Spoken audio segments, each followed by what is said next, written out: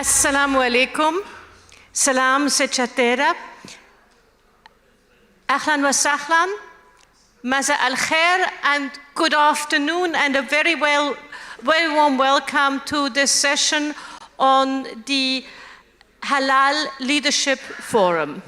Halal Economic Leadership Forum. My name is Cornelia Meyer and I will be guiding you through the first part of this session.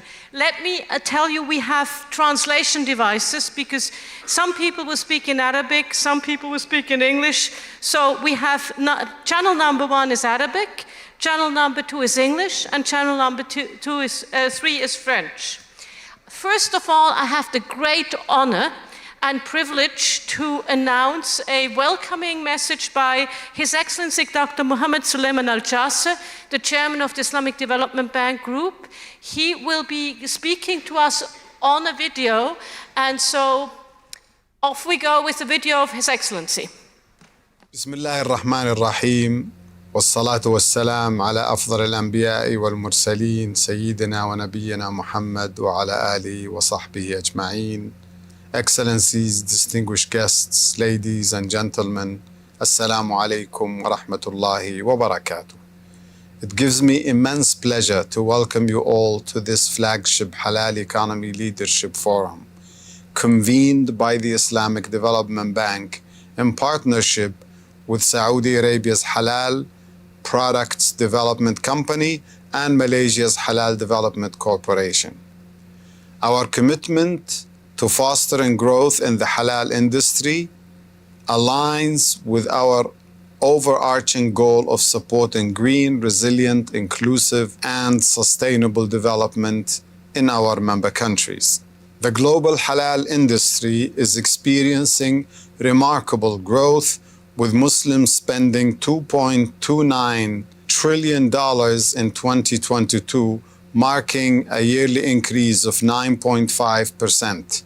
Projections indicate that this spending will increase to $2.9 trillion by 2027. In the Islamic Development Bank member countries, halal imports are projected to soar to $492 billion by 2027, up from $359 billion in 2022. This expansion underscores the immense economic development potential and investment prospects of the halal industry for our member countries and Muslim communities in non-member countries. Member countries like Malaysia, Saudi Arabia, Indonesia, United Arab Emirates, and Turkey are notably emerging as global halal trade hubs. Other countries are also keen to tap into this development opportunity. However, we confront critical challenges that hinder the industry's expansion, including inadequate infrastructure and human capacity, regulatory hurdles, supply chain integration issues, and limited consumer awareness. Tackling these obstacles requires a comprehensive industry development strategy that harnesses digital technologies, fosters partnerships, and enhances Islamic finance offerings through innovative means. Distinguished guests, ladies and gentlemen, our approach at the Islamic Development Bank to developing the halal industry is grounded in the holistic principles of Halalun Tayyib, placing paramount importance on health, safety, environmental conservation, social justice, fair trade practices, and ethics.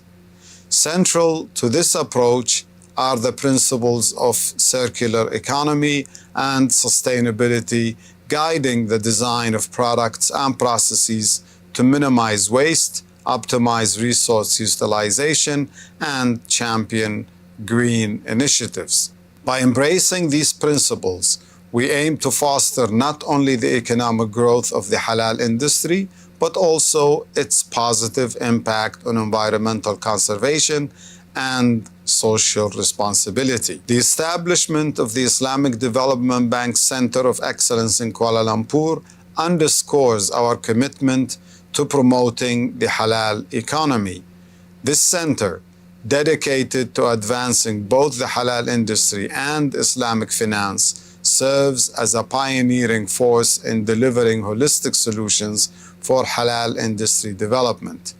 By harnessing the collective expertise of our esteemed partners and drawing from the rich experience of our members, we can propel innovation and foster sustainable growth within the halal sector. We also collaborate with countries to support their halal industry by developing master plans and strategic roadmaps. Our partnerships with Malaysia's Halal Development Corporation and Saudi Arabia's Halal Products Development Company hold immense promise to bolster the halal ecosystem worldwide. Distinguished guests, ladies and gentlemen, in conclusion, the halal economy offers a vast potential for global economic growth. I call upon the OIC institutions, national organizations, halal economy practitioners, and stakeholders to join forces with the Islamic Development Bank in leading initiatives to strengthen the halal industry. Together, we can unlock the full potential of the halal economy, thereby driving inclusive prosperity and sustainable development on a global scale. With that, I wish you all a fruitful forum. Thank you very much. Wassalamu alaikum wa rahmatullahi wa barakatuh.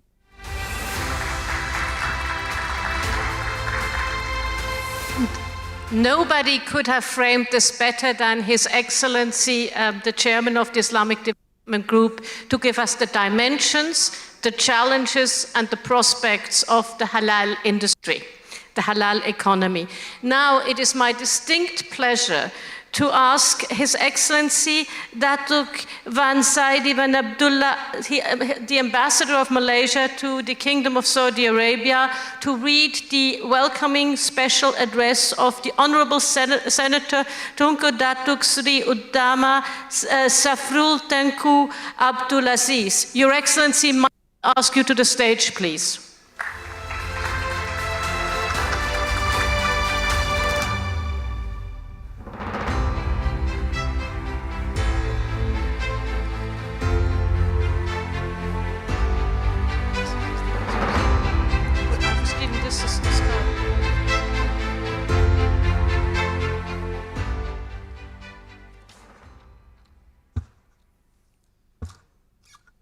Assalamu alaikum warahmatullahi wabarakatuh. Bismillahirrahmanirrahim. Alhamdulillahi rabbil alamin wa bihi nasta'in. His Excellency Datuk Wan Zaidi, the Ambassador of Malaysia to the Kingdom of Saudi Arabia, His Excellency Mr. Fawaz Al-Harbi, Chairman of Halal Products Development Company of Saudi Arabia, His Excellency Dato' Amir Bukwich, Director and Resident Representative of the Regional Hub Islamic Development Bank, Brother Dr. Samir Al-Sawi, Head of the ISDB Center of Excellence in Kuala Lumpur, Mr. Fahad Al-Nuhaid, CEO of Halal Products Development Company, Brother Hairul Arifin, Chief Executive of Halal Development Corporation,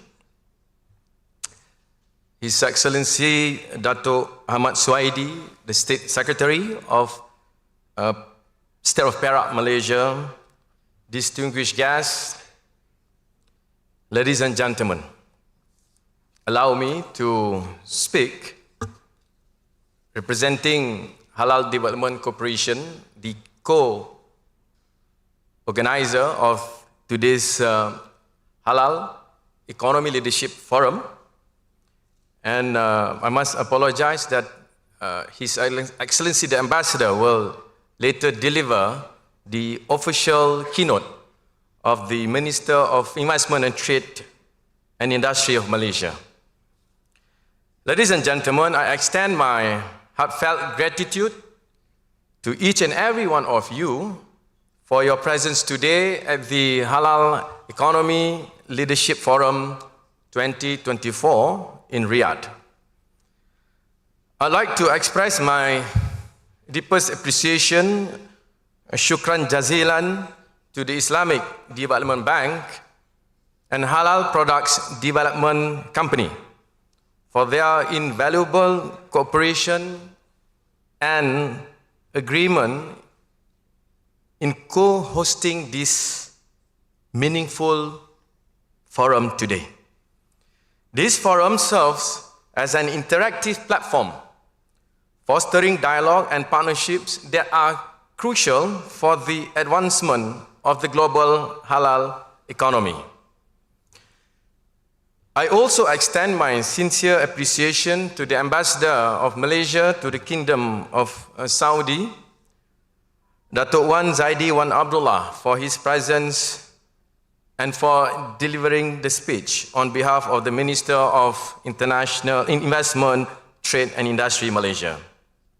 Ladies and gentlemen, I am proud to share that Malaysia, according to the Global Islamic Economy Indicator, published by DINA Standard, has consistently ranked at the top position for the 10 consecutive years. Through our dedication and expertise, Malaysia has cultivated a thriving ecosystem comprising halal certification bodies, industry players, research institutions, and government agencies in ensuring the integrity and quality of halal goods and services. Through strategic initiatives and partnership, Malaysia has made significant contributions to the global halal landscape. I am honored and proud to highlight at today's Halal Economy Leadership Forum being a pivotal event for advancing the halal industry. This forum is a unique platform that brings industry leaders and policymakers not just from Saudi and Malaysia, but from OIC member countries to share insights and innovative solutions in navigating the evolving challenges of the halal economy. In line with the forum's objective, we remain steadfast in our commitment to supporting initiatives that promote trade, facilitation, industry development, and market access for halal goods and services. We are dedicated to fostering closer collaborations with our partners and key stakeholders to capitalize on the vast potential of the halal economy and create a more inclusive, equitable, and prosperous future for all. The Malaysian Prime Minister, Datuk Seri Anwar Ibrahim, addresses the importance of fostering a comprehensive and sustainable halal ecosystem among OIC member countries. This includes synergy in halal integrity, economic development, as well as Islamic and social financing. It is important for nations to coordinate efforts to ensure the integrity and sustainability of the halal economy. To move forward, we must heed this call to action and collaborate in building robust and resilient halal ecosystems among our member nations. In Malaysia, we also prioritize collaboration within the Southeast Asia region through ASEAN initiative with a focus effort on increasing and improving the halal transaction within the region. We believe in inclusivity and cooperation, recognizing the benefits of working together towards common goals.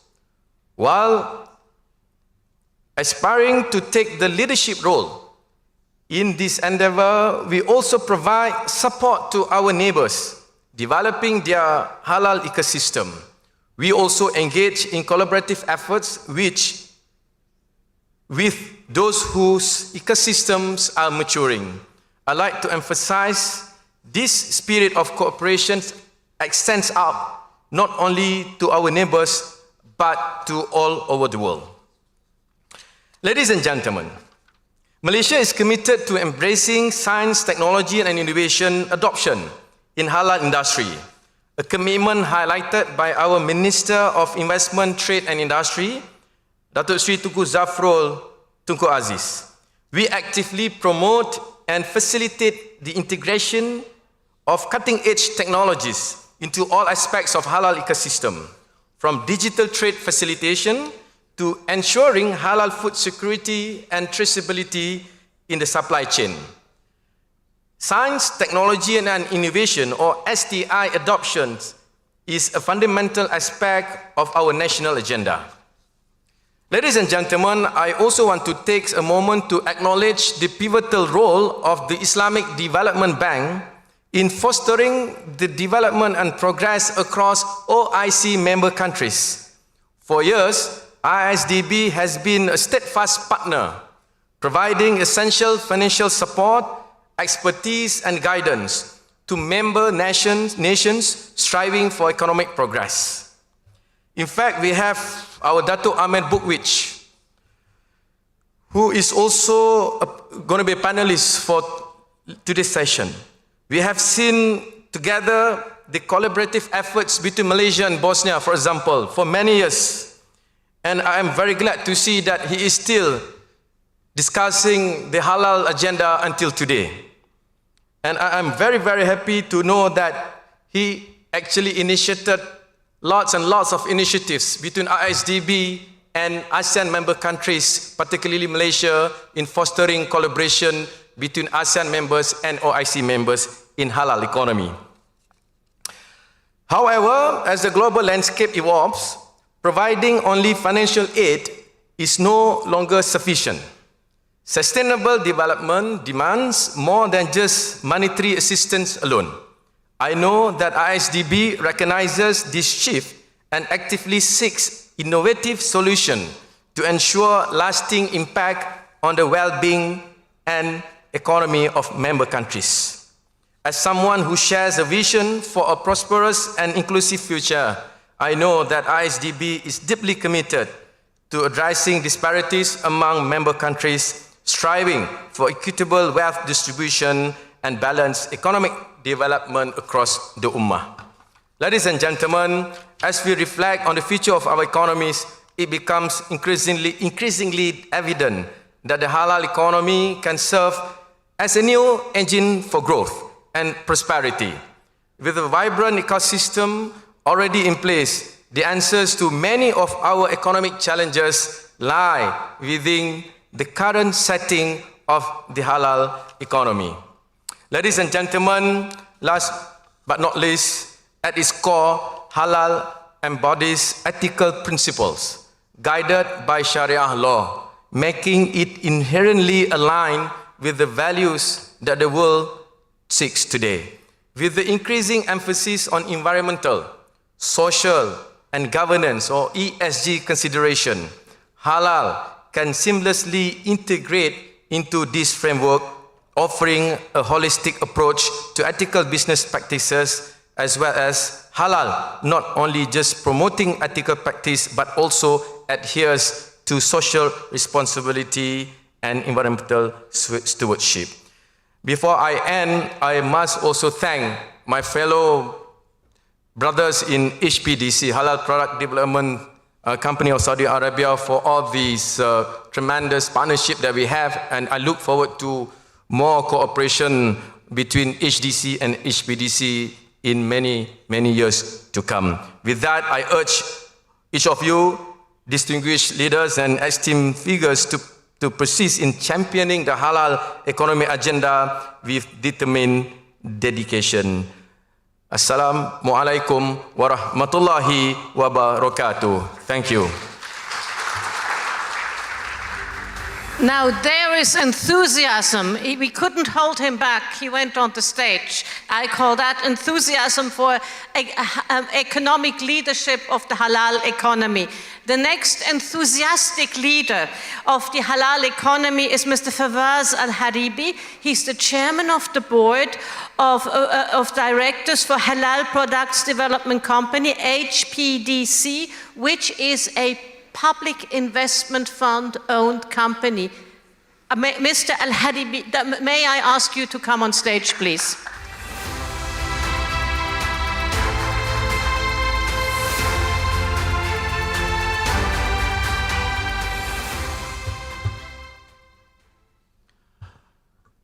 بسم الله الرحمن الرحيم والصلاة والسلام على أشرف الأنبياء والمرسلين. Distinguished guests, esteemed colleagues, Assalamu alaikum wa rahmatullahi wa barakatuh. As we gather here today at the ISDB Halal Private Sector Forum, I extend my warm welcome to each of you. And I would like to start by thanking His Excellency Dr. Al-Jasir for his kind words, and my colleague, our partner, the chairman of HDC, for their kind words opening the today's session. Today, we look forward for valuable insights and meaningful discussions as we collectively explore the vast potential for the global halal industry. I express my heartfelt gratitude to the visionary team whose dedication and hard work made this forum a resounding success for all of us. It is through their efforts that we come together, exchanging ideas and seeking sustainable solutions to the challenges facing our industry today. The halal industry has undergone significant evolution over the years, expanding beyond traditional food and beverages. This evolution reflects a global demand for high-quality products that adhere to clean and sustainable production standards. ISDB member countries serves as a cornerstone of the halal market, presenting immense opportunities for economic prosperity and growth among all member countries. Ladies and gentlemen, in recognition of the immense value of the global halal industry, and under the visionary leadership of His Royal Highness Prince Mohammed bin Salman and the Public Investment Fund, we have established the Halal Product Development Company. Our mission at HBDC is twofold. It's very simple. We strengthen the local halal product industry within the Kingdom of Saudi Arabia, but also advancing the global halal ecosystem, working with our partners, collaborating with each other to the advancement of the ecosystem. We aim to foster sustainable integration across the value chain, driving growth, innovation within the halal sector. Our commitment, along with our partners, is supporting the halal sector, extending beyond borders. While, of course, domestically, HBDC is dedicated to invest in all stages of the halal product industry. In Saudi Arabia, in the full supply chain of that, but also on a global scale, HBDC seeks to foster knowledge exchange and innovation within the halal sector, supporting initiatives that promote growth and development worldwide. This will be done through strategic collaboration and investment with ISDP member countries, and we aim to enhance the halal sector, addressing, of course, issues like inter-trade deficit among member countries, seizing opportunities and pushing for the full potential of the industry. One of the great examples under this is our collaboration with Halal Development Corporation of Malaysia, which we are aiming to explore fruitful opportunities to advance the halal ecosystem for both countries and also to serve the rest of the member countries of AICD. In my closing remarks, of course, I would like to extend my sincere gratitude to His Excellency Dr. Mohammed Al-Jasir, Chairman of ISDB, and also our colleagues and team members of HDC for their invaluable support and partnership. Your commitment to drive the innovation and economic prosperity within the halal industry is truly commendable, and I look forward to our continued collaboration. To our esteemed guests and partners, I invite you all to join us in this journey as we embark a new chapter of the halal industry. And thank you. Assalamu alaikum wa rahmatullahi wa barakatuh.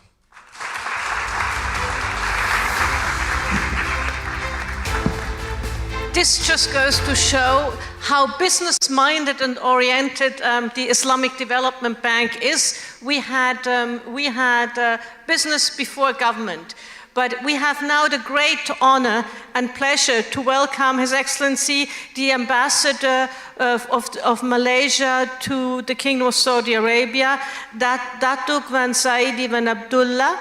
And he's reading the special address of the Honorable Senator Tunku Dato Sri Utama Safrul Tunku Abdulaziz. Your Excellency, the floor is all yours.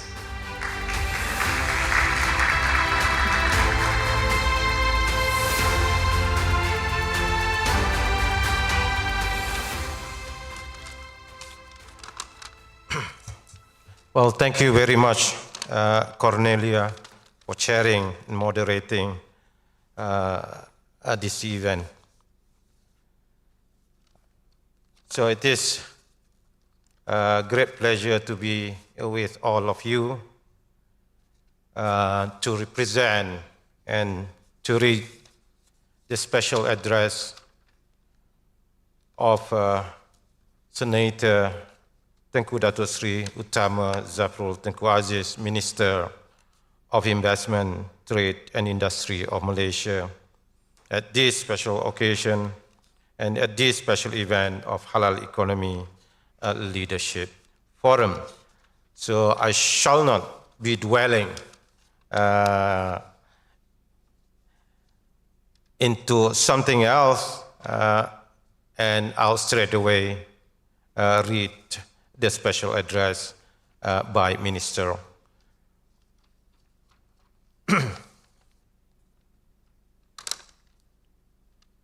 So Mr. Fawaz Al-Harbi, Chairman of Halal Product Development Company, Dato Amir Bokwik, Director and Resident Representative, Regional Hub, Indonesia, Islamic Development Bank, Mr.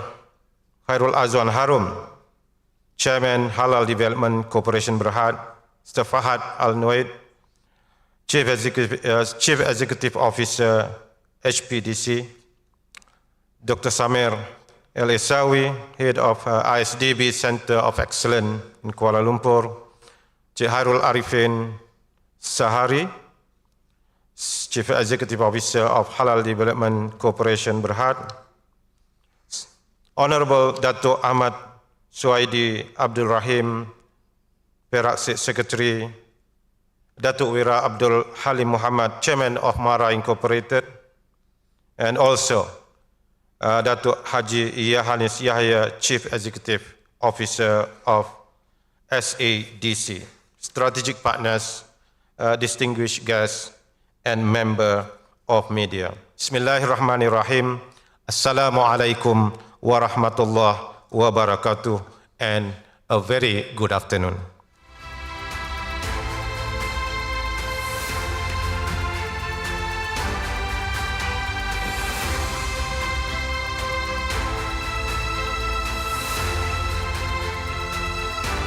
On behalf of the Ministry of Investment, Trade and Industry, or MITI, of Malaysia, I would like to extend my heartfelt gratitude to the Islamic Development Bank, ISDB, and the Halal Development Corporation, HDC, as well as the Halal Product Development Company, HPDC, for hosting this significant event, which serve as a pivotal platform for advancing and discussions on the halal economy, a cornerstone of global commerce.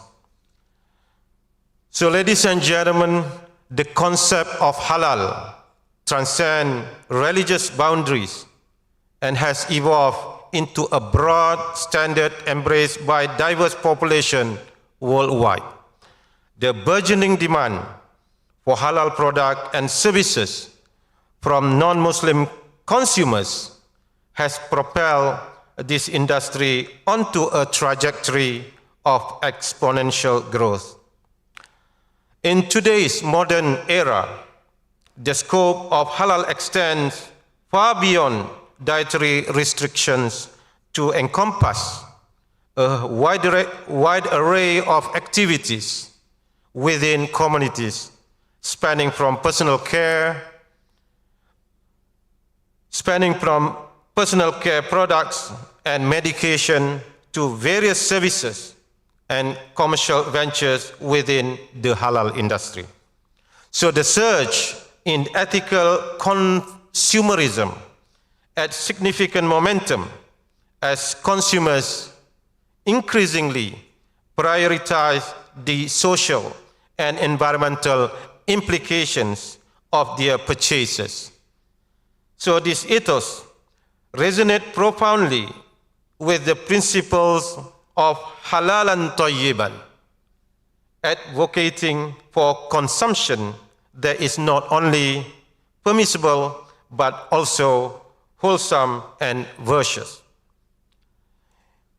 So importantly, this trend intersects with the broader concerns regarding sustainability and climate change, highlighting the pivotal role of halal production practices in addressing these pressing global challenges. The global momentum surrounding the halal economy offers a compelling narrative for Malaysia, leveraging its prominent position in the global halal market.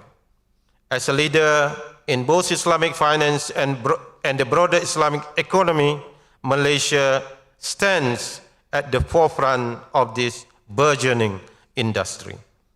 As the growth of the halal sector is driven not only by the global Muslim population, but also by factors such as added values, hygiene, and authenticity, has positioned Malaysia halal products highly and make them the preferred choice for non-Muslim consumers. Moreover, the concept of economy madani encapsulates the national vision for development, emphasizing the enhancement of trade and the cultivation of innovative and competitive halal industry. By prioritizing the advancement of this sector, Malaysia aligns itself with the objective outlined in the long-term plan to expedite high-impact industrial growth. This focused approach underscores Malaysia's commitment to fostering an inclusive and dynamic halal industry, poised to contribute significantly to the nation's economic prosperity and global standing. Ladies and gentlemen, Malaysia has long been a trailblazer in the halal industry. The government's proactive approach has led to the development and enhancement of a robust halal ecosystem. Key initiatives include the establishment of the Department of Islamic Development Malaysia, or JAKIM, which is responsible for halal certification and halal development cooperation.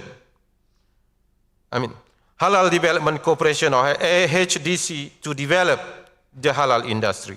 Furthermore, the Department of Standard Malaysia plays a pivotal role in elevating Malaysia's halal industry to international standard of quality and safety, making it a benchmark for excellence. As part of government's overarching strategy to uphold Malaysia's reputation as a halal leader, Global Halal Summit, or GHAS, serves as a vital platform for both domestic and international stakeholders to collaborate and innovate. Furthermore, GHAS through its flagship event, the Malaysia International Halal Showcase, or MIHAS, stands as the premier avenue for businesses to showcase their offerings and establish valuable connections in the dynamic halal market. Another significant development is the World Halal Business Conference, or WHBC, which has been organized by the Halal Development Corporation for the last 14 years in various prominent locations such as London and Melbourne, plays a pivotal role in initiating today's forum. So the WHBC stands as a dynamic platform, igniting collaboration among diverse stakeholders worldwide.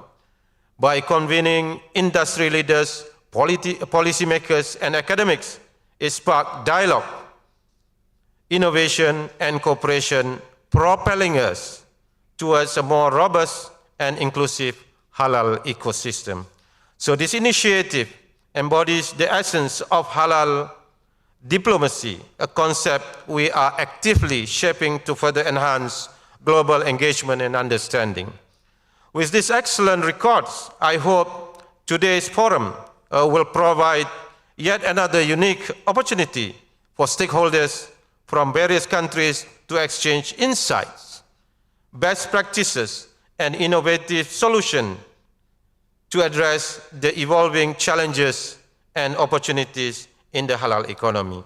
As we navigate the complexities of a rapidly changing global landscape, it is imperative that we harness the collective expertise and resources to drive sustainable growth and development in the halal industry. So in line with the forum's objective, Ministry of Investment and International Trade remains committed to supporting initiatives that promote trade facilitation, industry development, and market access for halal products and services. So we are dedicated to fostering closer collaboration with our partners in Saudi Arabia and other key stakeholders to capitalize on the vast potential of the halal economy and create a more inclusive, equitable, and prosperous future for all. So, ladies and gentlemen, in conclusion, I would like to express my sincere appreciation to all participants for their unwavering commitment to advancing the halal economy agenda. May this forum serve as a catalyst for transformative change and innovation, paving the way for a brighter and more prosperous future for the global halal industry. So in Surah Al-Baqarah verse 195, Allah Almighty mentioned, "And do good. Indeed, Allah loves the doers of good." Hence, together let us unite in embracing this message and endeavor to propagate goodness, especially in our business practices, by not only adhering to halal standards, but also contributing to the environment and the society as a whole in accordance with the commandments of Allah Almighty. So I thank you for your time and attention. I wish you a fruitful day ahead. Assalamu alaikum wa rahmatullahi wa barakatuh. That's the end of the special address from Senator Tengku Dato Sri Utama Zafrul Tengku Aziz, Minister of Investment, Trade and Industry, Malaysia. Thank you very much once again. Your Excellency, you and His Excellency the Minister framed this beautifully, and it is great to see how you want to also, in this growing industry, adhere to environmental and social standards. This is very good. So now I have the pleasure to introduce the leadership session, Building a Sustainable again, sustainability, future through the halal economy.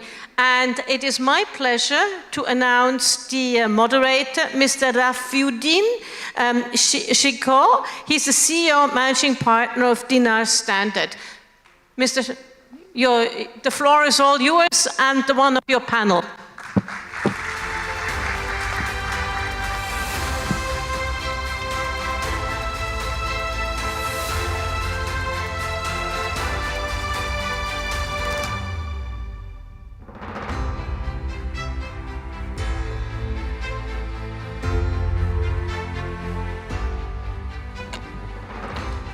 Thank you, Cornelia.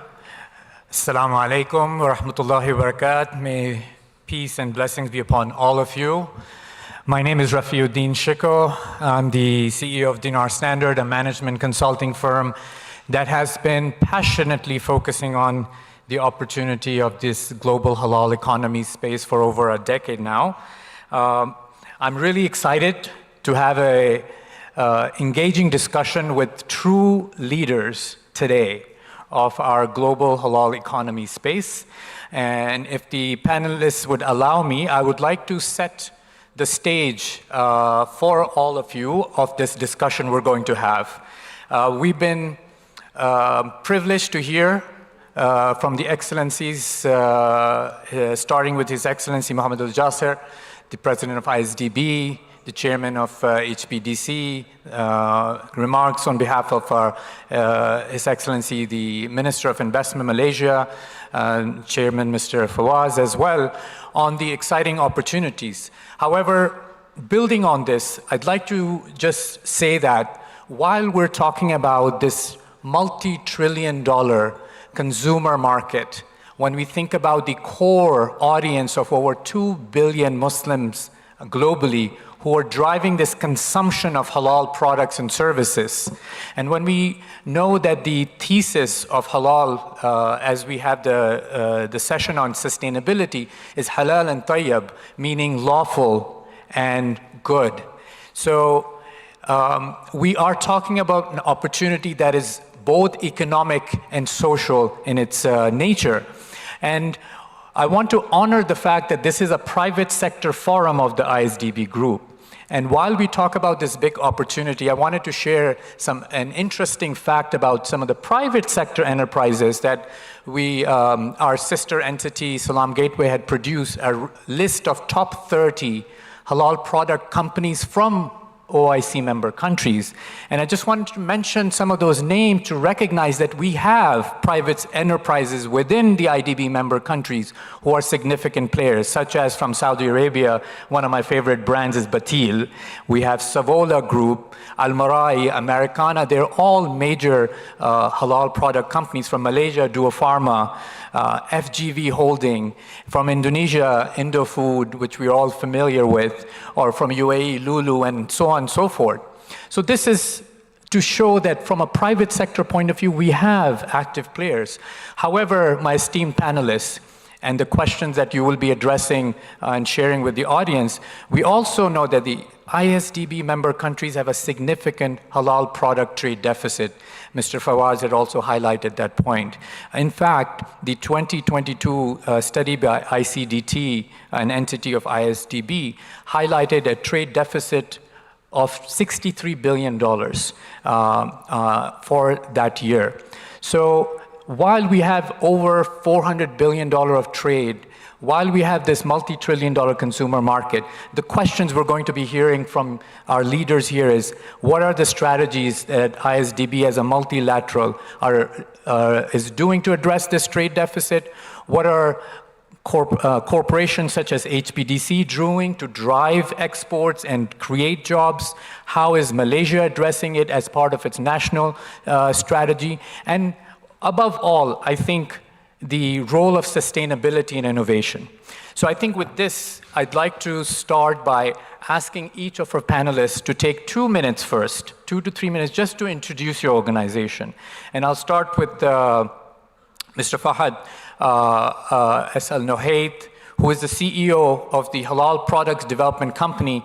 And as far as we are concerned, in the pioneering work that Malaysia has done with the halal sector. Now, Halal Product Development Company is indeed the only sovereign wealth-backed, dedicated halal company that is existing. And we certainly see it, and it's poised to be the torchbearer, not just for Saudi Arabia, which is the center of the Muslim world, but also for the halal ecosystem. So Mr. Fahad, if you can introduce HPDC as the CEO, and then inshallah we'll come to the questions after. Sure. Thank you, Brother Rafi. Assalamu alaikum, everyone, esteemed audience. HPDC is a Halal Products Development Company, which is one of the newly established companies under PIF to invest in the halal products and trying to promote Saudi as a halal hub. Under the company, we have two main functions, which is the investment arm, and we have the advisory arm, which is both after the investment and the ecosystem development in both sides of the halal industry. The company, alhamdulillah, it was established last year, and since then we had our first investment with BRF for creating a joint venture in the kingdom. Inshallah, within the next couple of weeks, we'll be announcing our second deal, inshallah, in a non-food industry. Halal Products Development Company shows how the kingdom is committed for the halal industry, given the Kingdom of Saudi Arabia is one of the largest importers of halal and a major player in the halal economy. So again, HPDC, inshallah, it's joining arms with all other sort of entities within the halal ecosystem in Islamic world to make sure that Muslims around the world that they can enjoy an access to a halal products that is meeting all the standards and with the compliance that satisfy all the requirements, inshallah. Great, and I think within this short time, the amount of impact HPDC already has is being felt globally, and I think it's very exciting to see where HPDC is going, inshallah. Next, Datuk Amir Bukovic, Director and Resident Representative of, as a regional hub of Indonesia. ISDB Group, obviously the host, and representing over 50, I think 57, I know sometimes 57, 56, so please excuse me if I mistake, but you represent a significant ecosystem, and please introduce ISDB Group's focus on this halal segment, if you may, please. Thank you very much. Assalamu alaikum. It is my great pleasure to be here today, and I think Islamic Development Bank has shown commitment from decades now in enhancing the trade among the member countries, 57 member countries of OIC, and with a special focus also on developing the ecosystem for halal industry. In recent years, we see the halal industry, we in IDB see the growing interest, and we have seen the potential rise to a $5 trillion by 2030 size of this industry. We have seen also reprioritization on the halal industry among our member countries. We have seen Indonesia, for example, going into Indonesia Sharia Economy Master Plan from 2019 to 2024. We have seen Malaysia going into a halal industry master plan 2030. We have seen Saudi Arabia going in the Vision 2030, very strong on halal, and as mentioned, establishing the Halal Product Development Company and a very strong vision in this direction. So we have seen a growing interest. These are just examples of a growing interest in member countries for a very growing market and a huge potential. Of course, we do have challenges in that, and IDB is wholeheartedly going into addressing the challenges in this direction, challenges of the inadequate infrastructure, challenges of building up the human capacities, challenges of regulations, challenges of supply chain identity, challenges of awareness of halal, still that needs to be tackled. And it's a multifaceted approach that ISDB is taking in dealing with these challenges, looking at the digital technology, partnerships, Islamic financial innovations. And we, of course, have refocused as Islamic Development Bank Group, our activities on enhancing the halal ecosystem through the KL Center of Excellence, and Brother Sami Rayasi and the team are managing this portfolio on behalf of the Islamic Development Bank and moving it further. So the KL Center of Excellence is, of course, as President Jasser mentioned in his opening speech, is looking at the strategy, policy support, providing strategy and policy support to member countries, looking at assessing the needs, research, strategic planning on developing the halal industry ecosystem that would increase the trade and enhance the job creation. Of course, the awareness segment of this is very, very important, and we really salute the organizers together with ISDB who did this today, because this is really a challenge to keep the halal on very high on the agenda. Sure. So as Brother Hairul Azwan was saying, we have been pushing this halal agenda now for decades. And some of us, we recognize each other in this room. Me and Hairul have been working more than 15 years in different occasions, from Eastern Europe to London, to UK, to Malaysia, to Bosnia. We are really working in a very, very long term in promoting this in the context of ISDB group and the Malaysian government authorities. So I salute once more this public awareness event. This is something that is really, that is needed. Great. I do have specific questions on some of the challenges and this unique partnership that is being, has come forth between HBDC, HDC, and ISDB Group as we get to the questions. But allow me to have Mr. Hairul Arifin, the Chief Executive Officer of Halal Development Corporation, do a brief introduction as well. Thank you, Rafiuddin, for the lovely introduction. Maybe a little bit about Halal Development Corporation. We are an agency under the Ministry of Investment, Trade and Industry, and we are the central coordinating agency on all matters regarding halal ecosystem development in Malaysia. We are also the secretariat for the Malaysia Halal Industry Development Council, a council chaired by the Deputy Prime Minister. As the owner of the Halal Industry Master Plan 2030, we play a pivotal role in facilitating onboarding of industry players onto the halal economy, basically to achieve three things. Number one is to increase Malaysia halal export.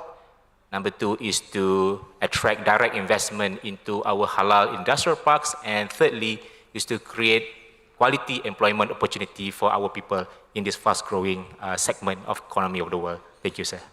Great. And we have all those who have been covering and following this opportunity space are much indebted to Malaysia's and HDC's pioneering effort through the decades, in fact, on bringing the awareness of halal compliance processes and the opportunity. Inshallah, we'll come to you. Professor Mehmet Asute, Professor of Middle Eastern and Islamic Political Economy and Finance, Durham University Business School, I want to first congratulate you on the 2024 ISDB Group's Prize for Impactful Achievement in Islamic Economics that was awarded to you just a few days ago in recognition of your significant work on Islamic moral economy. So I will have questions around that, but please, if you can introduce yourself to the audience as well. Assalamu alaikum. As mentioned, I'm based at Durham University. I'm the director of Durham Center for Islamic Economics and Finance and a professor of Islamic Political and Moral Economy and Finance. Particularly, our, of course, is a research center, academic institution. We have been conducting research over 30 years, but also teaching in Islamic economics, Islamic finance, and Islamic governance-related issues. In relation to the subject matter here, halal, of course, plays an important role of research that we conduct in Durham. And my own research as well looks at, in particular, the moral economy.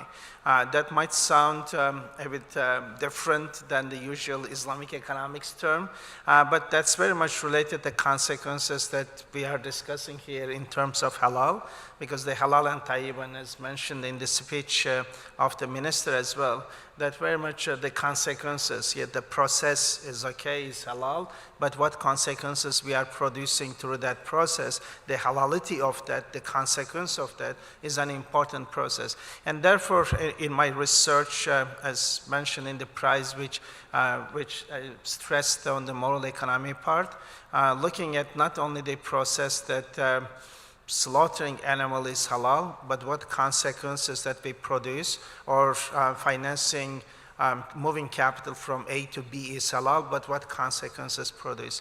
And therefore, moral economy is important in terms of creating that embeddedness, not only processes, but the consequences are shaped by Islamic normative world, and hence my emphasis on the moral economy, or rather than just emphasizing on economics, because economics is very much efficiency oriented. However, moral economy are comprehensive and directly relates to an embedded understanding how economy in its totality based on the value system. Thank you.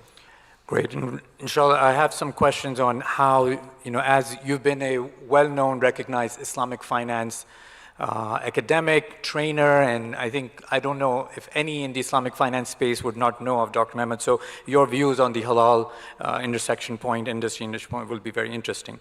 Mr. Fahad, Saudi Arabia is a leader of the Muslim world, is seen as such. With HBDC and the vision and the mission that you shared and the chairman had shared of driving economic growth, not just for Saudi Arabian companies, but also for the region. How do you see HBDC playing a role in driving this leadership on the halal economy for the OIC countries? Sure. So adding to what Mr. Chairman of HBDC, Mr. Fawaz, mentioned during his speech about how HBDC is tackling the halal challenges in the market and what we are envisioned to do, inshallah, in the future. If we look at the halal market globally, it's almost $2 trillion annually. And if we look at the top 5 exporters of these products are non-Muslim countries. Given Saudi Arabia is one of the top importers of food as a halal products, that's give us an opportunity to see how can we build more capacity, more capabilities from local producers, in addition of adding and localizing and international capabilities into the kingdom, inshallah. There is a big opportunity for exchanging knowledge between OIC countries, reducing the deficit of imports versus exports between these countries, and the kingdom are well positioned to play a major role here. If we look at the kingdom in terms of infrastructure for manufacturing, I think it's clear and obvious globally that the kingdom enjoys a and a state-of-art infrastructures. As a location, the kingdom is well positioned in the middle of Islamic world. Around 11 to 12% of the global trade goes through the Red Sea. So I think overall the kingdom enjoys a lot of potentials and capabilities to position the kingdom as a main, inshallah, exporter of halal to Muslims and non-Muslims countries where there is a big community of Muslims people lives, inshallah. Mr. Fahd, just a follow-up. As you mentioned earlier, there was an investment already announced with BRF. Inshallah, yes. You have another one. You also mentioned that very interestingly, as an investment company, you also have an advisory arm. And you're obviously touching many companies locally as well elsewhere on the advisory. One of the things that I think the audience would benefit from, given the success, seeing the success stories coming from your company already, can you touch on some of those examples of that? Sure, yeah. Sure. We are following, I will say, a full speed as the direction of our board of directors led by our chairman is we need to be quick to position ourselves as a leader in halal. Given the investments that we signed with BRF last year, and inshallah the new investments to come inshallah soon. Also there is the advisory arm, which alhamdulillah has been really active. We have a really big list of big local and international clients that they want to really go and grow globally, providing their halal products to new markets. We are well positioned in terms of the capabilities that we have under our advisory arm. We have clients from California to Africa to Middle East and Saudi. And that shows how the speed and the capabilities that we build and the reputation we build to support halal producers to grow locally, regionally, and globally. And it's not just about building the capabilities, it's also about exchanging the knowledge and best practices, implementing new technologies. Industry is evolving. It's not just within our region, it's globally. And if we are not quick and fast to adopt these new technologies, I think that will put pressures on producers, and that will also reduce the ability to penetrate new markets. Again, that's something that we take it seriously. We think HBDC is not just looking at the existing capabilities or the existing sort of technologies. We are also looking at the future. How can we be quick adapter to new technologies so we can support, inshallah, producers locally and regionally, and even in the rest of Muslim world, inshallah. Great. I'll just share with the audience an anecdote, and inshallah we will see those success stories become global brands. But today, if you look at the top 100 food companies in the world, the ranking, we still don't have any from any of our OIC member countries.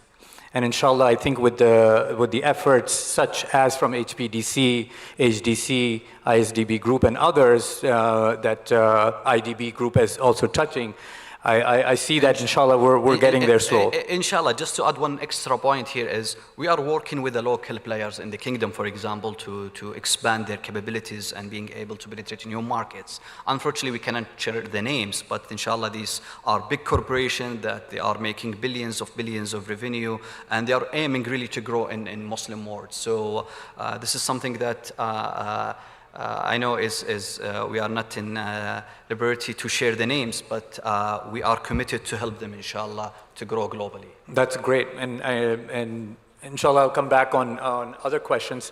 Mr. Amir, ISDB Group obviously has a huge mandate, and you have, as you said, have been as a group, besides the various development initiatives. In my chat with you earlier, you had said that this halal economy space for the member countries is a low-hanging fruit. You know, with this trade deficit and with the companies that we already have, just building on them, building on this opportunity is a low-hanging fruit. I wanted to ask you, how do you see building on this partnership that you have with HPDC and HDC and other initiatives, how is, as a group, you see addressing the trade deficit gap? What are the strategies that you think will help further to address this significant trade gap across the member countries? Okay. First of all, as it was mentioned earlier, there is a huge leverage that ISDB member countries and the Muslim communities in non-member countries have with this huge market.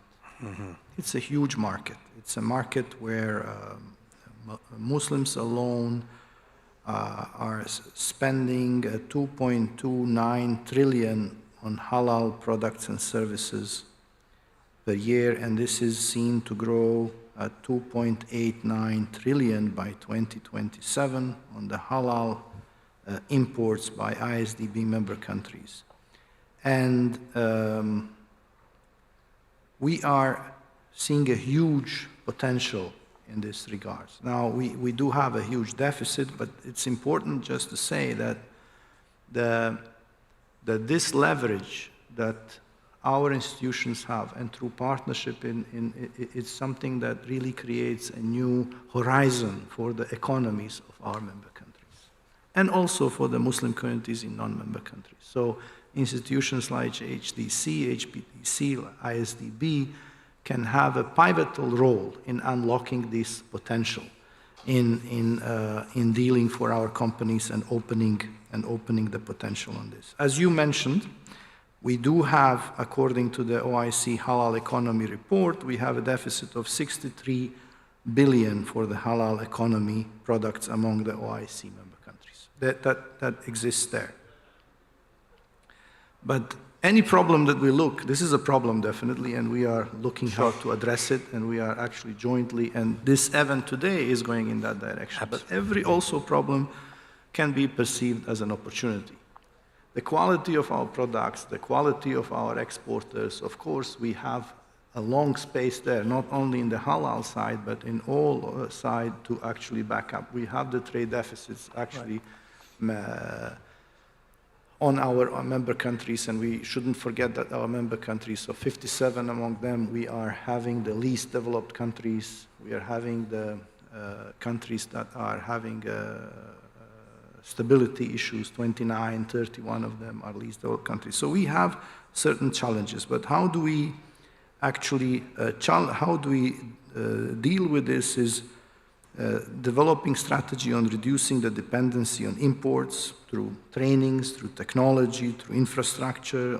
We are also looking at how we can, through the KL Center of Excellence, support when it comes to the quality and the competitiveness of our products, what we can actually benefit from one country to another, because we are the only South-South institution actually that is among the MDBs. So we really have to, as you said, we have to really rely on the partnerships, and we have to rely on helping each other. And this is what the IDB has special programs in the reverse linkage and trilateral cooperation among the member countries, where we are looking, and we have good examples of Malaysia supporting the halal ecosystems in Uganda, also in Indonesia, also in Fiji, the Muslim communities in Fiji. So we have a set of examples that we are looking at there. But now this is something that we really have to look on how to develop the halal industry clusters, how to create, develop the value chains, and how to really enhance the producers and the exporters to open up the doors for them and how to enhance them. But this is something that when you talk about halal, for me, it is like designing like a Muslim market that would actually has a potential to rise until 2030 up to 5 trillion of 2 billion people. We are actually like packaging. We are packaging a platform that we can present to the world. And at this time, where the world is moving very, very dangerously, especially Russia-Ukraine crisis show us that overnight supply chains can be affected, food security can be affected with all these instabilities that we have, instabilities from environment, instabilities from different kind of effects. We are having a very challenging world. In that challenging world, the Muslim consumer market is an opportunity that can be explored. We are presenting the Muslim world as a packaged market opportunity to trade, to look positively on the times ahead of us, and to be seen as an opportunity and not a threat, which is very important in these times.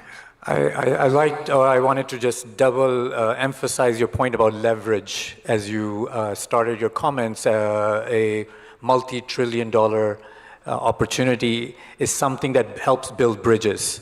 And halal, which also has a sustainable and ethical component, has tremendous leverage. I was, just last week, we helped host an event with the United States Department of Agriculture on the halal opportunity. As Mr. Fahd, you were saying, some of the biggest exporters, in fact, I think US is the second largest exporter of halal products.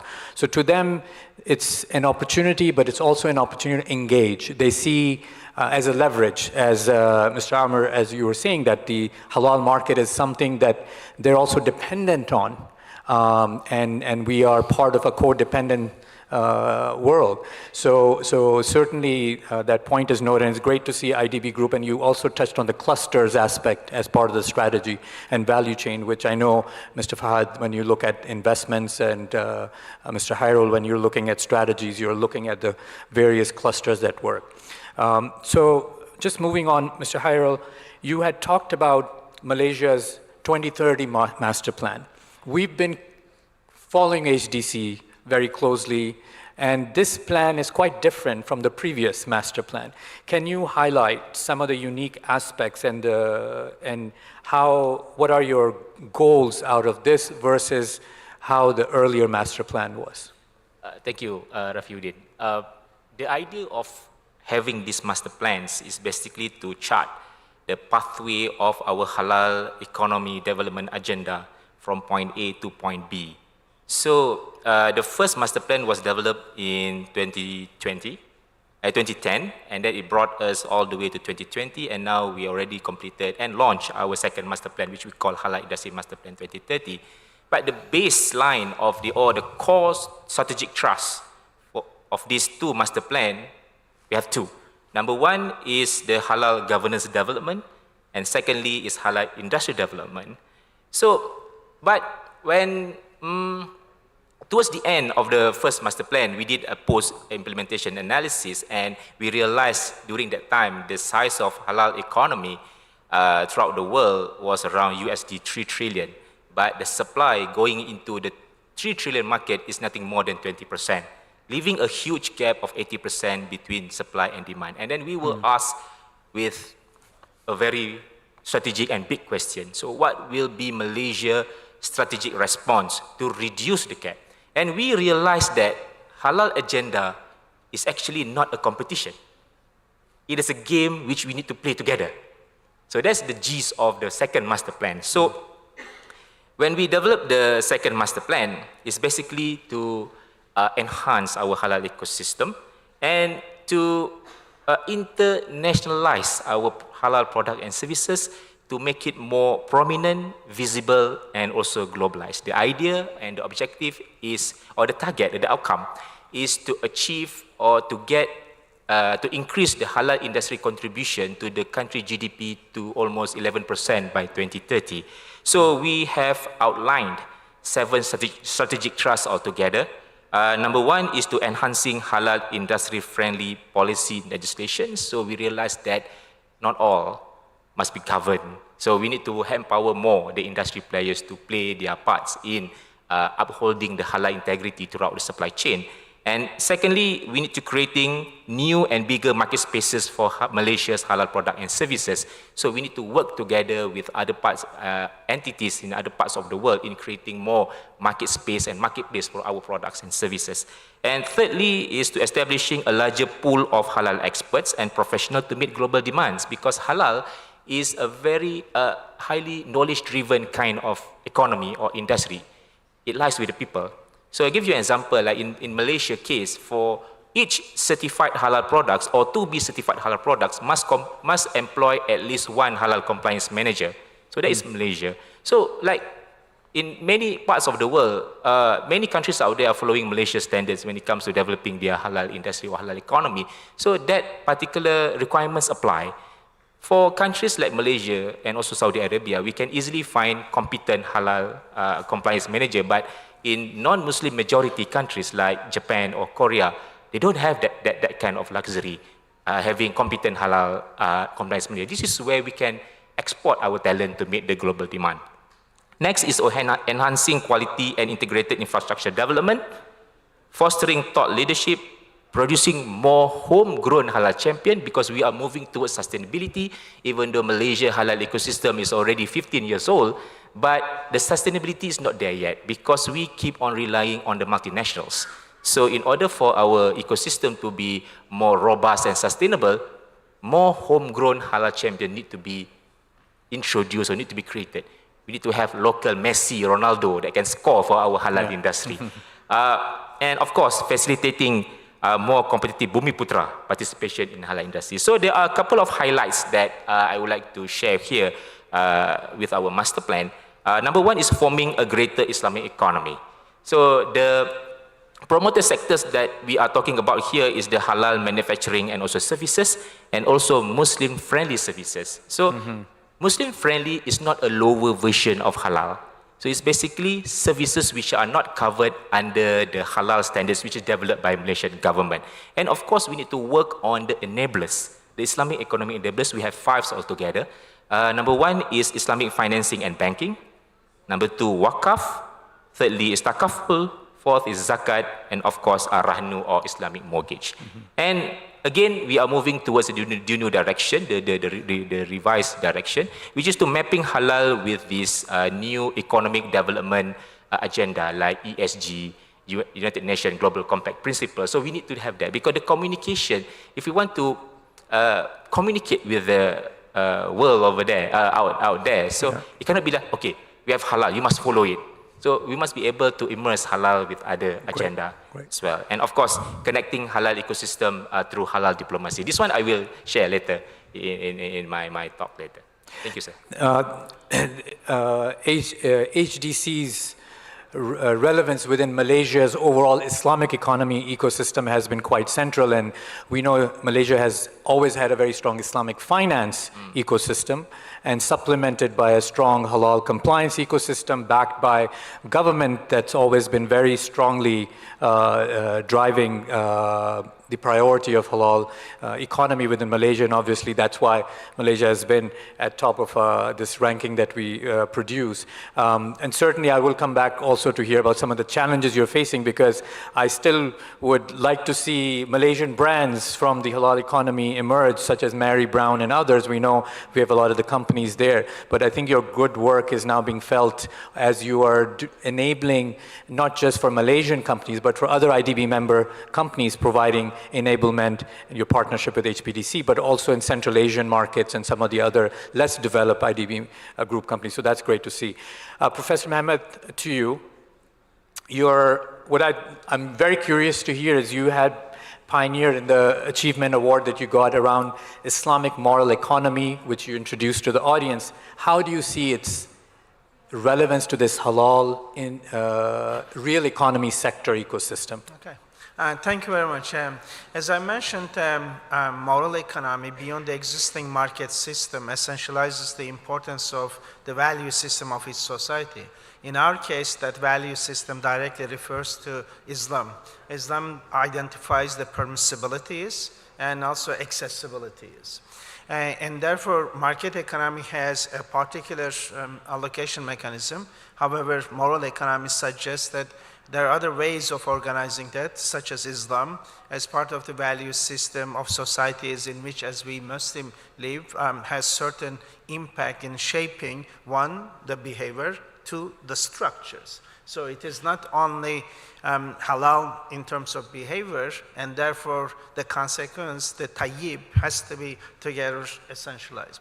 And therefore, moral economy aims at constituting that behavior and the structured relationship, and hence with a particular institutional logic. When we look at institutional logic, that directly refers to historically developed, and particularly in our case with Islamic sources of knowledge, and how that has become a pattern in a society, in the Muslim societies. Of course, remembering halal markets or the emergence of halal and Islamic finance in the last 30, 40 years directly implies that moral condition in the Muslim society is either through westernization or the colonization. Unfortunately, the social formation have changed. So we are now reclaiming that, going back to that moral condition. But in going back to that moral condition, I think what happened with the Islamization process, we have taken the institutional logic of the market system and try to, with the halal process, try to make it halal, but the consequences, the moral condition has not been achieved. So that has been the major problem in front of us. Therefore, in every conference, one way or another, we come to the conclusion whether Islamic finance is halal, okay? Whether the halal food provided fulfills the condition of morality, moral condition. And therefore, moral economy as a comprehensive system aims to overcome that gap between behavior and structure, so that the structure has to be provided, and hence the behavior can be complemented with that. And that's the value system of society. In other words, like in economics, with the efficiency understanding, you would have prices, price determines everything. But in the moral economy, everything else comes together, determine price. That distinction in particular within the Islamic knowledge, Islamic ontology, is important as we as the world or the history witness with the practice historically in the Muslim world, starting with the Prophet ﷺ's experience, of course, that practice. And therefore now bringing that to the contemporary period, 1970s, 80s, of course, the moral economic condition, you couldn't push that on the agenda because there wasn't a grant ready for that. And therefore, Islamic banking even had to be murabaha-based banking rather than equity-based because you couldn't sell the idea. But now I think we are in such a way, as mentioned, with this knowledge economy that we have, developing every aspect of the system of Islamic morality, appealing in different parts of everyday life, whether it is in the economy, finance, but in the society, in other aspects of life. There is a positive trend in terms of bringing that Islamic moral economy to the agenda rather than just going with the capitalist or the market institutional logic which suggests efficiency. As long as efficiency is achieved, the rest doesn't matter. However, in our case, no, it is everything else comes together to determine the prices. And therefore, in terms of halal markets at large, looking at those relationships, on the one hand, yes, halal has been an amazing process for us considering in the last 30, 40 years, and despite the challenges that you are going to raise, has been an amazing and tremendous success, including Islamic banking, but the halal markets in general as well. But at the same time, we should not consider this the end of history. Now, this is just the beginning of history for us in terms of decoupling from the existing institutional logic and constituting a positively different logic as ecosystem is being attempted in Malaysia or Indonesia and some other countries. But in that also, the focus should not only, the moral economy suggests that it is not only the form, but the substance has to be brought together. Halal and the tayyib condition has to be achieved. And therefore, in recent years, Maqasid al-Sharia has been debated a lot to provide the necessary moral condition, such as Malaysia recently came up with the Securities Commission, the Maqasid Index or the Maqasid Framework for the Islamic capital markets, but also importantly in the halal markets as well. What consequences we are producing? Because with the halal provision of food or halal provision of textile, what consequences we are producing? We could easily continue with the alienation created by the market system. Alienation in the sense that, yes, we are saying that this clothing is halal or this food is halal, but the relationship with the food and the clothing or the textile disappears and creates this market system is considered disembedded from value system. So if we are to develop the similar attitude, but because the product is halal, unfortunately, we are failing in that. Therefore, we have to bring that moral condition that it is the wastage, the sustainability, and respecting all the stakeholders. That ecosystem that we are referring has to consider all the stakeholders, and within that, what we are achieving. So you bring the halal food to the conference, but you waste a lot in the process. So the halalness becomes hugely debatable. One of the issues that I pick up always in conferences, the water. Okay, we all have water bottles, and everyone leaves them. Okay? Right.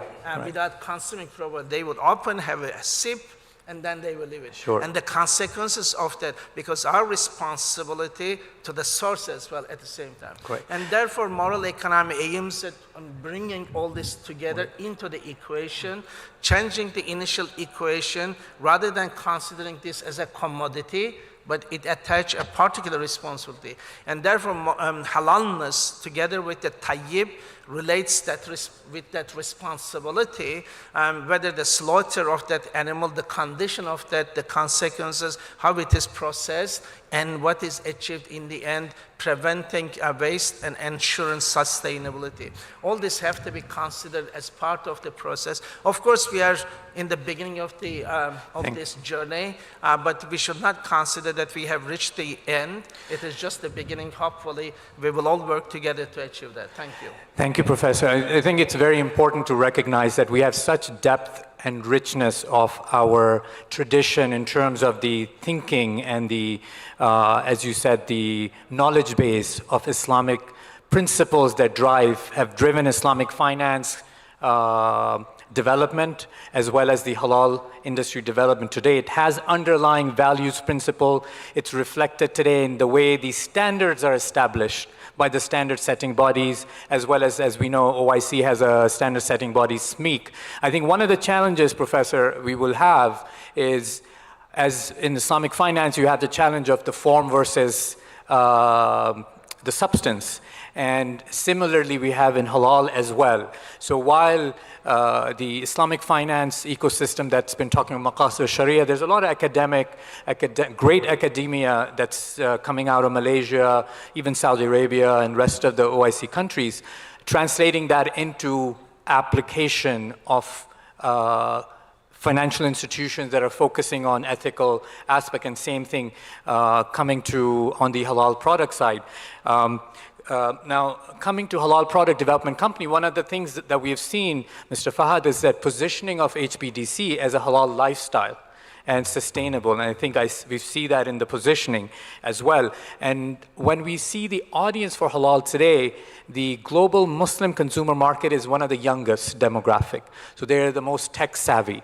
And in Saudi Arabia, we know there's so much effort with Vision 2030 now on investing in the next generation of technologies and innovations. What is your view of HBDCs? What aspects of the sectors you're looking at, it could be anything from AI to novel food to RegTech technologies. What aspects do you see in your strategies to incorporate these innovations and the aspects of sustainability, if you can speak to that too? Very interesting questions, Rafi, here. Within HBDC, when we look at the technologies and how they're impacting the investments in halal industry, if we look at last sort of decade, we have seen AI has improved significantly, our sort of blockchain, agri-tech, biotech, robotics, all these sorts of improvement in technologies in multiple segments has provided really capabilities and some sort of efficiencies to producers that they can leverage on. And from our perspective, if we would like to invest, we would like to use the latest technologies for two reasons. First, latest technologies, it will help on the ESG, which has been really crucial for young Muslims now. We have seen it as a trend. If you go to the GZ, you can see them as they are really cautious on the ESG. And the latest technologies from artificial intelligence and blockchain, this is usually, it's if you adopt it in the right way, that will help you to achieve really higher standards of ESG. And second is basically the cost structures of any products. Once you add to it artificial intelligence and some sort of robotics of producing, you will be able to be much more competitive in terms of the cost, and also the traceability, where Muslims, they would love and make sure to hear and see when they buy a product. Will increase the audit capability, they will increase the compliance capabilities, and will provide the assurance to Muslims worldwide when they buy a product or even when they tap into our services. So that's why from our philosophy as HBDC, and especially when we come from the investment side here, every single investment we look at how can we adopt the latest technologies. If you want to go and compete globally, technology, it will be one of the winning horses that you can rely on, inshallah. Thank you so much. I think it's exciting to hear this focus because if we look at competitiveness, if we want to make Saudi companies to be, halal companies to be successful globally, I think you need all these efficiencies. One interesting fact, I don't know if, I'll just throw out a question, just you don't have to answer, but think in your mind. What do you think is the largest halal food company in the world today? All right, so I already heard some names, so it's Nestle. And Nestle is obviously one of the most advanced technologically in terms of its efficiencies and innovations. And I think if we are to produce our Nestle's from OIC member countries, we have to be technologically advanced. And to Dr. Mehmet's point, we have an additional advantage because we have this angle of values driven that is now appealing not just to Muslims' values, but to a global audience that is looking for ethical, sustainable products and services. So I think from that point of view, it's an exciting time for our markets to build something that is not just for our market, but really is a global opportunity. Mr. Amr, coming to the point about ESG and sustainability, ISDB has been championing many sustainable financing related initiatives from ESG to other green sukuks and other initiatives that support across member countries the role of sustainable financing. Ultimately, financing is the engine for all the industrial growth. How do you see sustainable finance connecting, and maybe it already is because you touch F&B sectors as well. How do you see it linking to this halal ecosystem and it's supporting its growth? Can I just touch on the question you raised on Nestle and the size? Because I spent a lot of years in private sector. When you talk about reaching the best price and reaching the quality, these are the two different things. When you go at the economies of scale, that is usually companies like Nestle, they can afford all these costs that are related to sustainability, that would work on the technology and this. But usually our companies do not have that leverage. On the other side is the quality of our products. How do we reach the quality of the products of Nestle? These are the two challenges. Nestle will not come on its own. Having a Muslim country owning company like Nestle, you really have to work very hard on the quality. Unfortunately, quality is not always on our side. I had situations where I was looking for halal restaurants. I was telling you this in the United States, and I was using the application how to find them. And then after some time, I realized that I can recognize them in the group of restaurants. Usually they are that would be harsh what I'll say, but maybe the least quality restaurants, they would have halal over there. So on the end, I could easily recognize them. When I see 5 restaurants, I would see, okay, the most dirtiest, the ugliest one, that would be the one where the navigation would take me. So how do we work on the quality? That is one challenge. And this is what our ISDB KL center is now looking at. And when we talk about working on the quality of our products, working on effectiveness, that is one side. Now, how do you reach the price that would be attractive? Because we also have to look at that. That price comes from the economies of scale. If you look at Islamic finance and the market share in the most advanced countries where Islamic finance is, let's say Turkey and Malaysia, we're still talking on the ranges between 10 to 15%. So being a banker, I will tell you, when you do not have economies of scale, it's very difficult to have the price. So you would ask a consumer to go and pay more to get halal.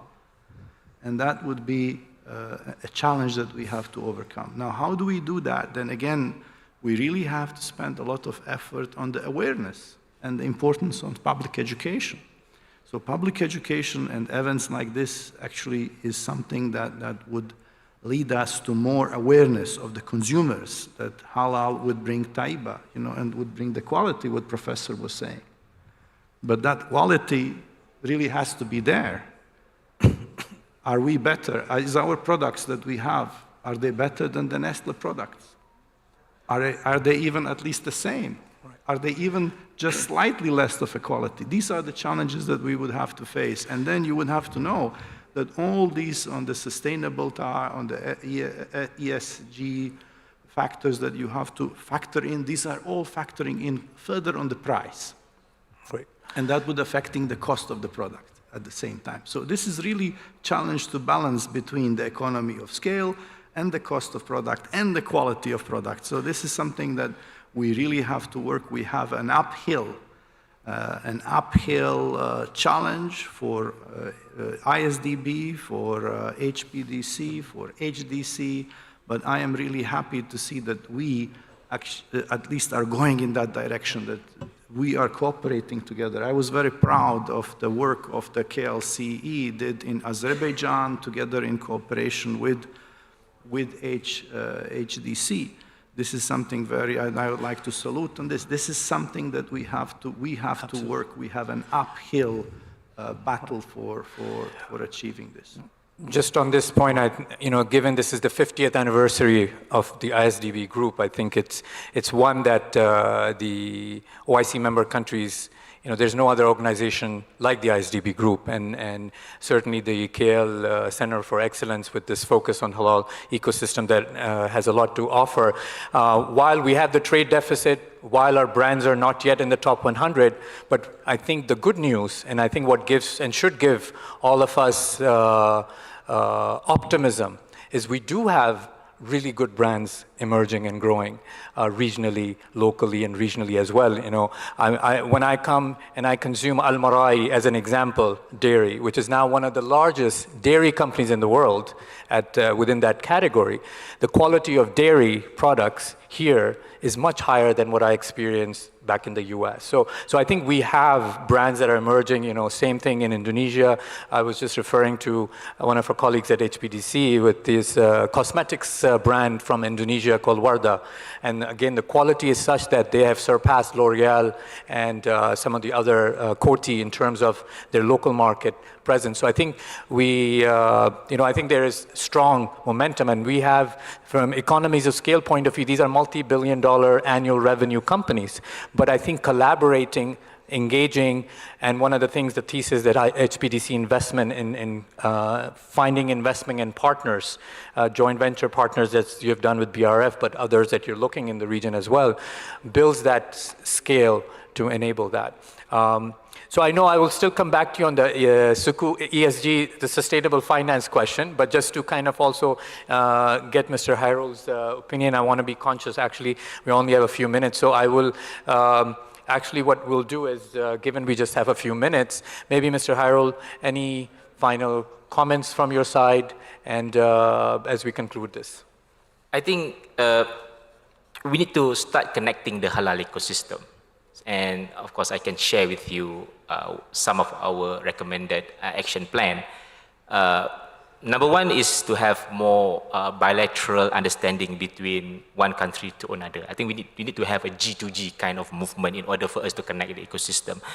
Number two is to have more mutual economic return from the promoted sectors in halal. So each country will have to, when they try to develop their own halal ecosystem, they will focus on their strength and use halal as a value proposition to uplift the quality and also the quantity of the products. And we can have more mutual recognition among certification bodies. This is very, very key, because this will ensure the seamless product movement between point A to point B.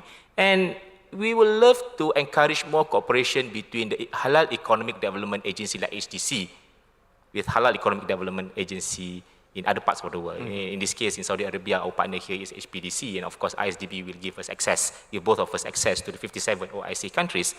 And once we have the 4 core elements which I mentioned earlier, then linkages between business players in halal, for example, B2B matching, trade expo, business conference become very, very easy to do that, because we have players already playing into this game. And once the core players are in the game, and the linkages between the auxiliary services in halal become, there's a case for action to have supporting services in halal, like logistics, economic zone, and so on and so forth. And of course, exchange of talents come into play once we created the economic development, so it will create more job opportunity, and it has to be filled by competent halal compliance manager, which we can train together.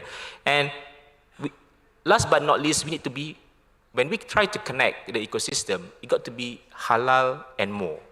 Cannot just stop with halal, because for example, like importation of meat, being halal alone is not enough. There are other requirements imposed by other agencies and authorities. So we need to harmonize the process instead of harmonizing the standards. So this is something that I would love to share. I would love to work together with the partners, HPDC, ISDB, and of course other stakeholders in Malaysia and also Saudi Arabia, in order for us to harmonize the halal process, so that we can have mutual recognition between Malaysia and also Saudi Arabia and other parts of the world, so that we can have seamless product movement, which later can be translated into increase of export, increase of attracting more investment, creating more opportunity, and ultimately increase the halal industry contribution to the respective GDP of the participating countries. So this is something that I will have to work on for the next 1 to 3 years' time. Thank you for your leadership, and I think the work of HDC continues to have an impact across the member countries as well.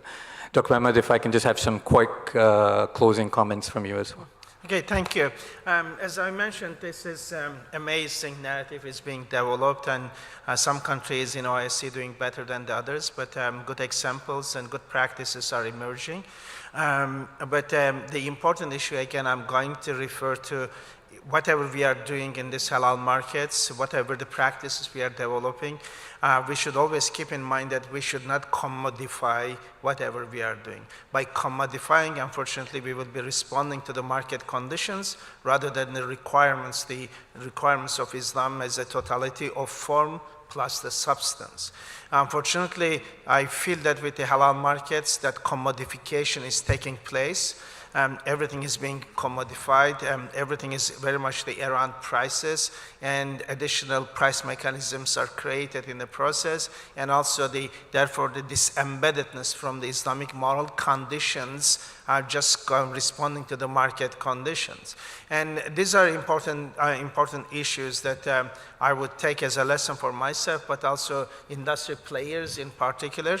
Let's keep in mind that our objective is not to respond to market conditions and instrumentalize Islam to ensure the profitability. Our objective is very much around ensuring that the Islamic condition is fulfilled, and that Islamic condition goes beyond the commodification process, and ensure that this halal and the tayyib condition, not only the permissibility, the legal condition, but also purification conditions in terms of the consequences, that those consequences are halal as well.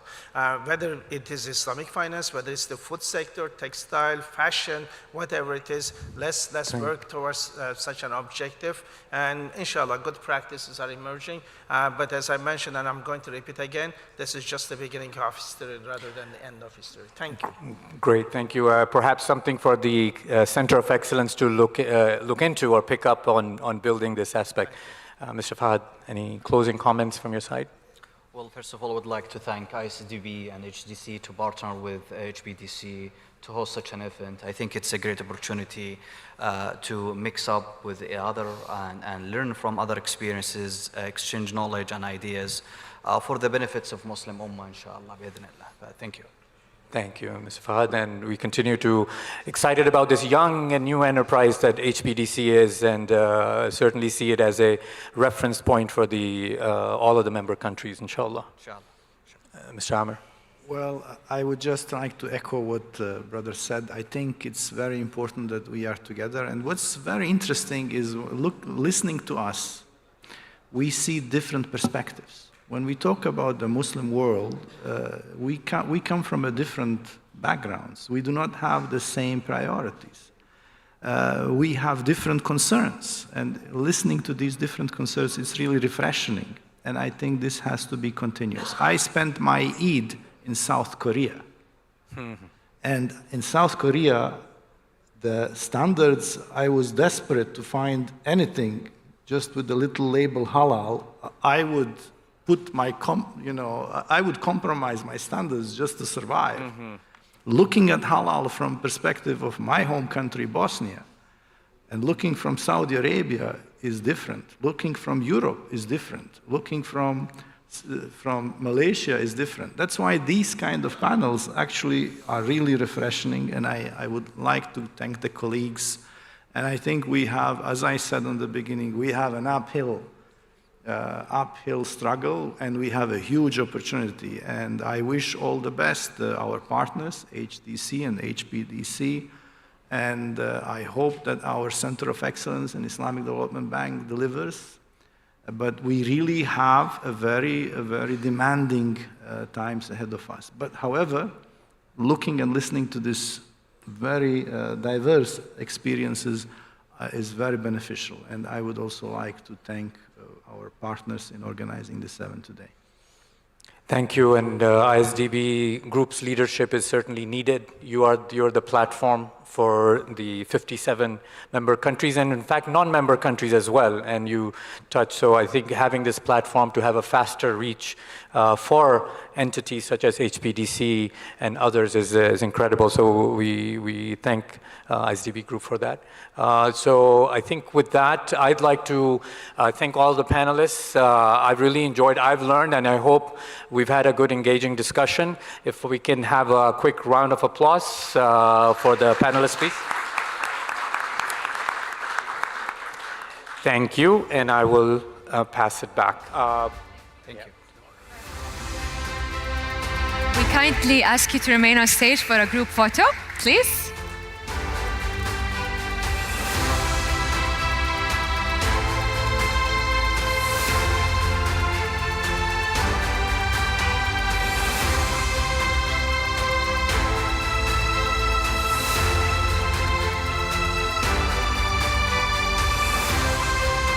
We would like to kindly ask you again to sit, please, because there's another photo that we would like you to be in.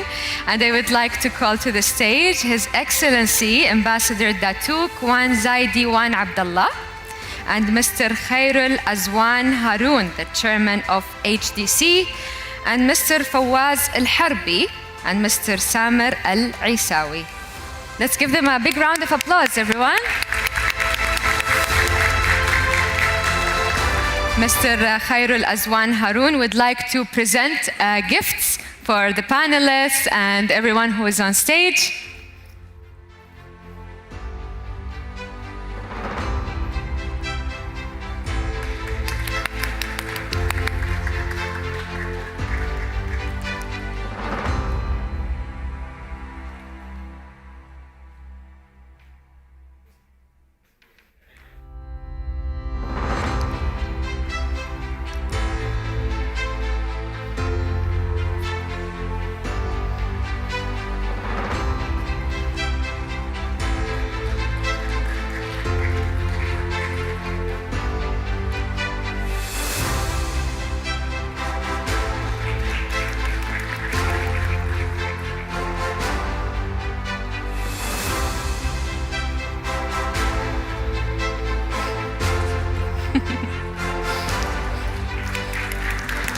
Thank you.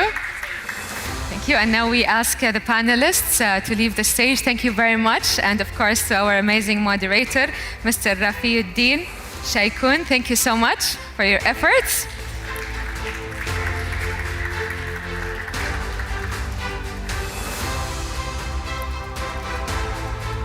And now a group photo for His Excellency Ambassador Datuk and also Mr. Khairul and Mr. Fawaz and Mr. Samer.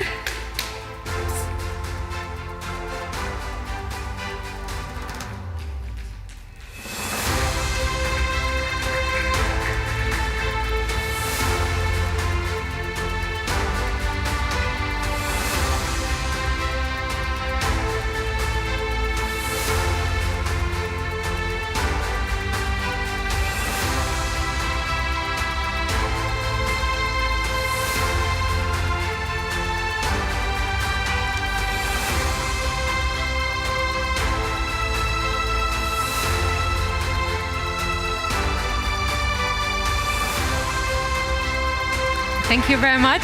Thank you.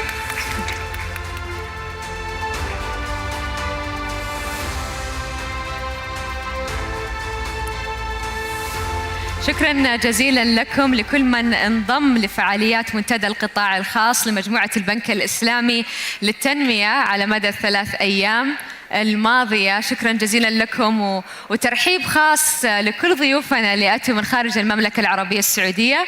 دائما نقول لكم أن المملكة هي بلدكم الثاني وأنتم دائما مرحب فيكم. شكرا جزيلا لكم وإن شاء الله نلتقي في نجاحات قادمة بإذن الله.